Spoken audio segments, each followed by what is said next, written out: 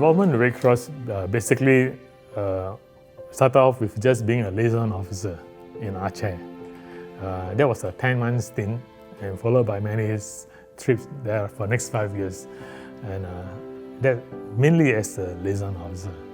And then I've been to also flood situation in Medan, Muar close by, and also in Mindanao in Keadaan de Oro and Iligan, and of course Haiyan itself. I led a medical team there, team 2, and I had the opportunity to go back there 5 years later to cover development 5 years after, that was showcased in the what they call the exhibition we had at Cathay Atrium there, right?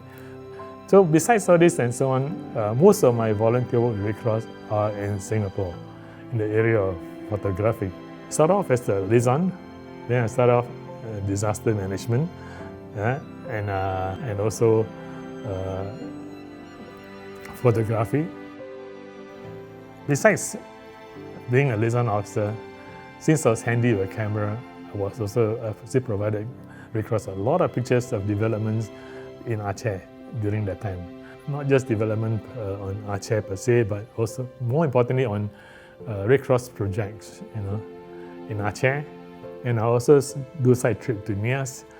I had some money from Red Cross, and we built an orphanage there, and also built a school there, And the school is given to a foundation, a Lipo Bank Foundation, and they have a very good university in Jakarta.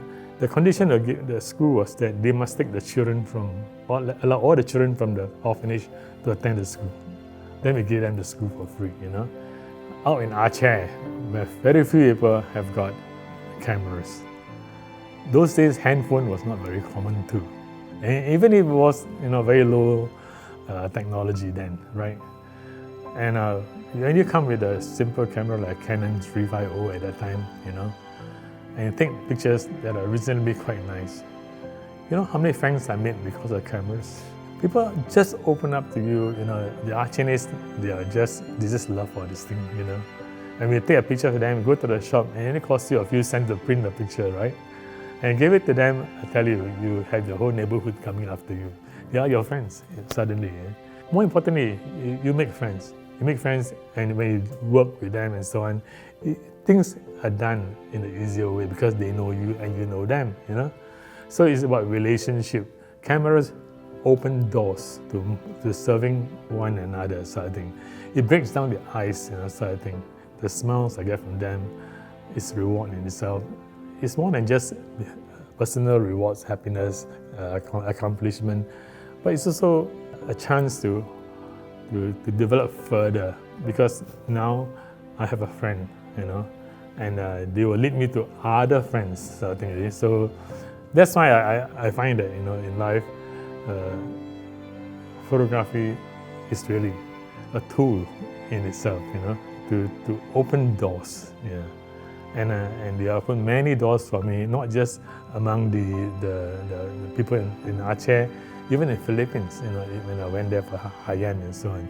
In the midst of calamities and so on, they'll be very happy to post for you a picture, In the midst of all the disaster and damages, and they will post for you, they will do all kind of action. And if you can give them a copy, even better still, but unfortunately, there's no time to print the picture there and then, but you can send to them by email, which I do from time to time, get email.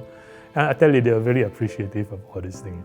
Pictures speak 1,000 words. It captures memories. It captures times, hard times, good times, Although I left Aceh in 2010, the last time I went there, I still keep in touch with a lot of people there, And with the old pictures I took of them, I'll send them a birthday card or things like that. I make a birthday card, I send to them. I tell you, they're reminded of the old times, And more importantly, it's not just about me. It's about what the Red Cross have done for them, What Singapore have done for them, It brings back memories. Now, I have been a diplomat in Indonesia and in Myanmar before I retired, and also in Thailand. When Nargis struck Myanmar, nobody could enter the country because the government did not allow anybody to enter the country. They just wouldn't give any visa, So many of the Red Cross teams from all over the world got stuck in Bangkok. They came, they can't enter the country, no visa. So when among the first to enter Myanmar was the Singapore Red Cross. Besides the IFRC, who were there before us. Why? Because connection. I was a diplomat there before. I knew people there, and they got me the visa back door, and we got it. Even though the embassy here didn't approve it, but we got there. So to the surprise of everyone, we got it. So I formed part of the advanced party, 3-man team there. And we prepared the way for Team Singapore to come in, for our aircraft to come in, to bring in a whole team and the goods and all the stores that did logistic. In last year, I had a request from the Singapore Embassy in Yangon. They wanted to showcase Singapore's involvement in the Cyclone Nargis, which destroyed much of the Irrawaddy Delta. Many people died there too. And so they asked a photograph from many people and so on. So I sent in my pictures and so on. And when a few days before, they invited me to visit Yangon, and I was going there for other reasons. Before that, the organizer told me, without you, there'll be no exhibition. I wonder what he meant. When I went to the exhibition, I found out exactly what he meant. Because our 60s picture framed up nicely in the Hotel Lotte in Yangon, 57 are from me. And the reason is because they do not have pictures of showcasing Singapore's involvement. They have many pictures of Nargis, yes. So these are some of the things that it give you great joy, that you can provide something that nobody else could, to contribute in some meaningful way, to remind the world that this happened 5 years ago, 10 years, or in this case 10 years ago, and that Singapore was involved. The Red Cross was one of the prime movers of all the activities there. What is satisfying about all this thing was, recently I received an invitation from one of the orphans who stayed in that home from Jakarta, and she got a scholarship there, 3 sisters were in the home. 2 got scholarship through the school that we built, and because they work together with the university in the Lipo group, and so on, if they do well, they are given scholarship.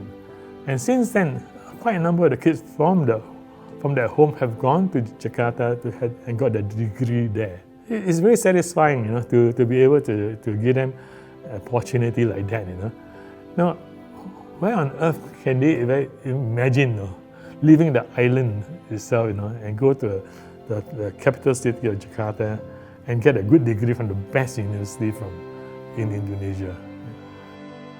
There will be many opportunities to serve. Come forward and join us. We can't do it alone. We need you. We need everyone to contribute in one way or another. Nothing is too small. I wish you come forward and fill in the blanks that will be created by all of us when we leave the scene. Or don't wait for us to leave the scene. Come now. We need you. Happy 70th birthday, Singapore Red Cross. Thank you for allowing me to serve.